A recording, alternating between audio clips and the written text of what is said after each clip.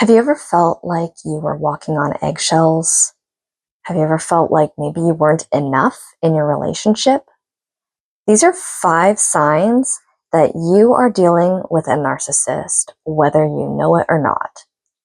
I'm Jacqueline Shadoff from Beyond Magic, and I survived 2 narcissistic relationships, and it wasn't until the second one that I realized what the cycle that I was going through was. And if you stay tuned until the very end of this video, then you will hear all 5 signs that I experienced. So the first one was the gaslighting.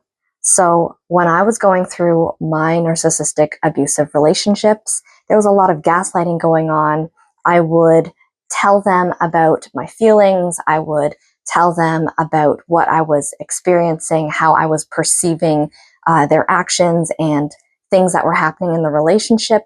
And they would gaslight me in the way that they would explain that, oh no, you're perceiving it wrong, or you are the one that's in the wrong here, and it isn't me.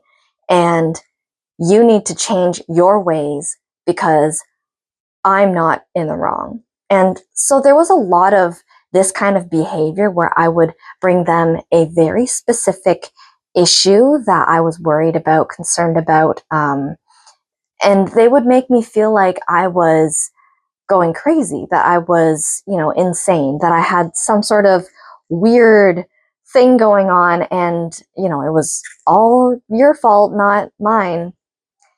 And then that brings me to my second point. There was no accountability on their end.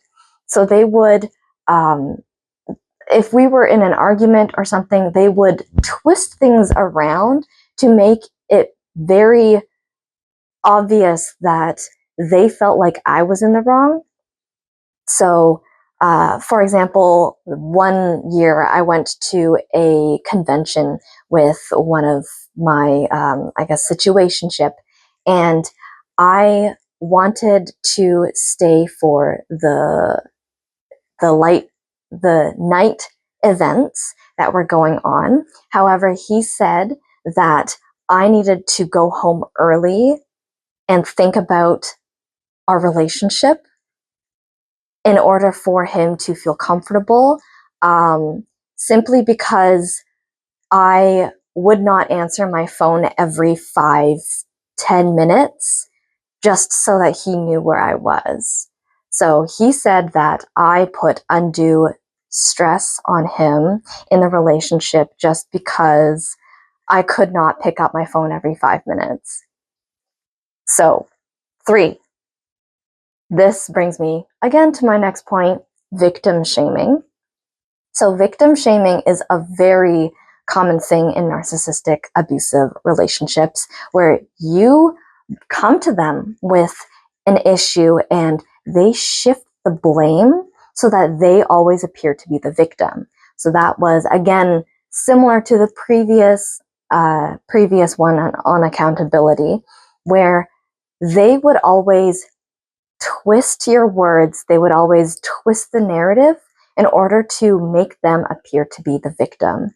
So again, with that same example, we have me wanting to make full use of my ticket that I paid for with my own money, and he was blaming me for the, mishap that happened, even though, we were in a very busy convention. I was cosplaying, and I could not pick up my phone every 5 minutes because every 1 or 2 minutes someone would ask if they could take a picture of my elaborate cosplay. So if he was that concerned, then he could have walked around with me, but instead he wanted to be with his friends, which is totally fine. However, he shifted the blame and made him out to be the victim instead of understanding and perceiving my point of view, where I was basically telling him, you know what, that is not an okay ask because you understand I'm cosplaying, you understand that I am very busy. If you wanted to know what I was up to, you could have, came with me, you could have followed me, But instead, he wanted to be with his friends, which is fine. And then he decided to complain about how I wasn't picking up my phone every 5 minutes, thus making him to be the victim in this situation. And he basically attacked me with that narrative. Which brings me to the fourth narrative changes. If they feel that something doesn't quite match up with their narrative, then they will change it in order to continue to make them look like the hero or the victim in any scenario. So in this case, he changed the narrative and said that if I were to stay at the convention and, just continue to have a good time, make use of the ticket that I paid for, then he would consider that I don't prioritize the relationship and that we would be done. And, obviously me being scared of that, feeling threatened, I did leave the convention early. However, he also told me to tell all of his friends, our mutual friends, that I left early because I wasn't feeling well. However, that was not the truth. So he wanted to change the narrative in order to make him look like the good guy, like, oh, he left the convention early to drive me home because I wasn't feeling well, when in actuality, he left the convention early to drive me home because he wasn't happy with my behavior while I was at the convention. And 5, unease about their mood. So if you are feeling like you're always walking on eggshells, if you feel like, oh no, I'm not sure what their next move is, what they're going to say next, if they're in a good mood, if you're uneasy about whether or not they will enter the room in a bad mood, because, bad moods are where all of the problems happen, then you might be dealing with some sort of abuse or at least a toxic and unhealthy situation there, especially because, when they're in a good mood, then that's when all the love bombing happens and they feel like they want to win you over almost. And then when they're in a bad mood, you have to win them over. And you aren't sure which mood they are in. So this puts you in a fight or flight response. And that can really stress you out. You are basically living in survival mode.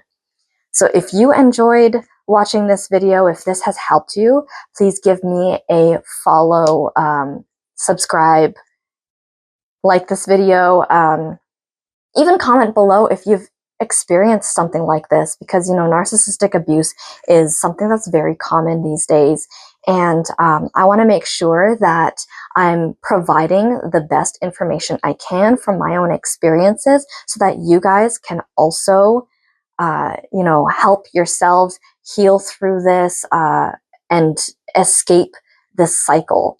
I want to help you guys break out of the cycle. I want to help you guys break out of the pattern and find the love that you deserve. So make sure you guys subscribe and hit that like button, comment below. Let me know what it is that you'd like me to do a video on, and I'll see you guys in the next one. Bye.